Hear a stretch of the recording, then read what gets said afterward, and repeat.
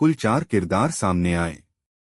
असल में बिहार के पटना जंक्शन पर 13 फरवरी की रात में Dhanbad Patna intercity express train में एक लावारिस बक्सा मिला था। उसके बारे में पुलिस ने पड़ताल की, लेकिन उसका कोई वारिस नहीं मिला। बक्सा बिल्कुल बोगी के वॉशरूम के पास मिला था। पुलिस ने उसका ताला तोड़कर चेक किया तो उसमें एक इंसान की लाश थी। उस लाश के पास ऐसा कुछ नहीं मिला जिससे उसकी पहचान हो सके। इसके बाद रेलवे पुलिस ने मामले की जांच शुरू की, लेकिन सवाल था कि आखिर ये लाश किसकी है। बिना उसकी पहचान हुए केस की जांच भी मुश्किल थी। लिहाजा जहां से ये ट्रेन चली थी वहां से लेकर जिन स्टेशनों पर रुकी थी वहां के सीसीटीवी की जांच होने लगी। काफी पड़ताल के बाद लखीसराय रेलवे स्टेशन से इस बक्से को ट्रेन में रखे जाने की जानकारी मिली। इसके बाद पुलिस ने स्टेशन के आसपास के एरिया के सीसीटीवी फुटेज की जांच की। उस दौरान एक मेडिकल की दुकान से बड़ा सुराग मिला। ये पता चला कि कोई शख्स उसी बक्से को सिर पर रखकर स्टेशन की तरफ जा रहा है। अब पटना रेलवे पुलिस ने लखीसराय और उसके आसपास के एरिया से मिसिंग लोगों की डिटेल निकाली। तब पता चला कि 12 फरवरी से जगत नामक युवक लापता है। उसके परिजनों ने इस बारे में पुलिस में शिकायत की है। पुलिस ने उसके परिवार को बक्से में मिली वो लाश दिखाई। फिर घरवालों ने उस लाश की शिनाख्त जगत के तौर पर की। अब सवाल था कि आखिर जगत का कत्ल क्यों हुआ, किसने किया, इसकी वजह क्या थी?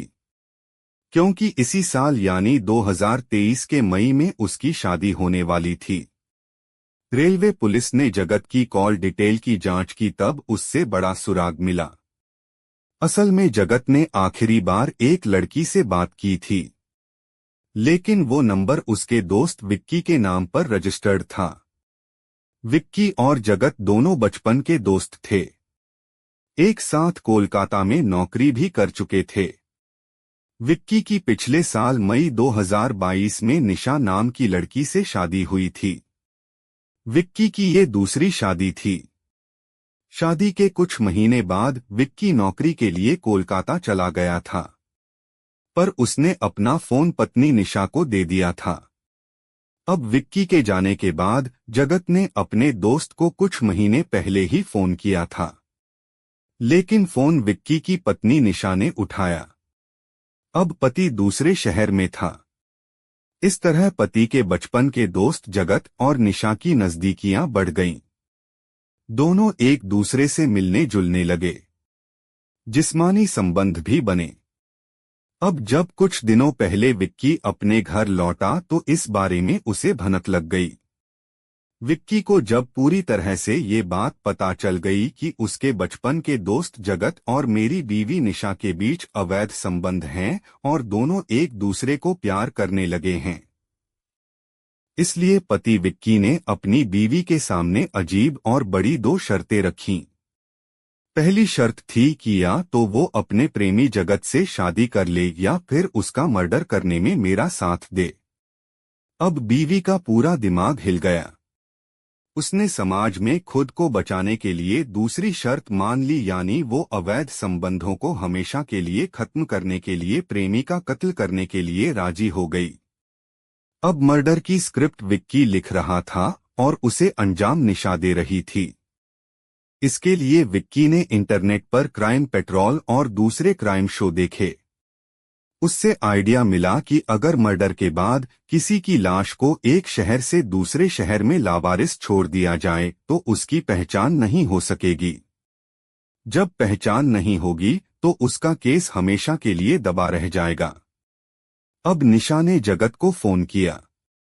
वो तारीख थी 12 फरवरी। निशा ने जगत को फोन कर पूछा कि आज कहाँ हैं? मिलने आ जाइए ना, पति आए थे लेकिन फिर कहीं चले गए हैं। अब कुछ दिन बाद आएंगे। ये सुनकर जगत प्रेमिका निशा से मिलने के लिए उसके घर लखीसराय आ जाता था। पहले से साजिश के तहत विक्की घर की छत पर छुप जाता है। इधर जगत कमरे में दाखिल होता है। पूरी साजिश के तहत निशा उससे प्यार भरी बातें करती हैं। फिर उसे कुछ पीने को देकर बिस्तर पर लिटा देती है। पीने में ही बेहोशी की दवा होती है, जिसके बाद बिस्तर पर लेटते ही जगत अर्धबेहोशी की हालत में चला जाता है।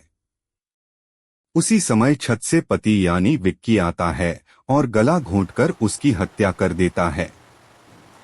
इसके बाद एक बड़े बक्से में उसकी लाश रखते हैं।